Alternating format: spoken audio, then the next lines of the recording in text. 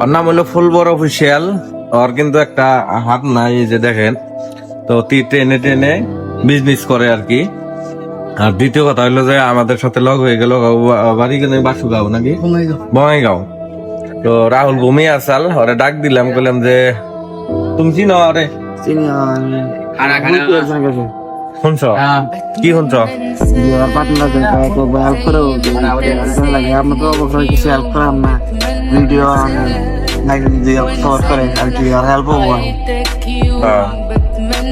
আমার একটা অনুরোধ যে আপনারা সাপোর্ট করেন ওরে।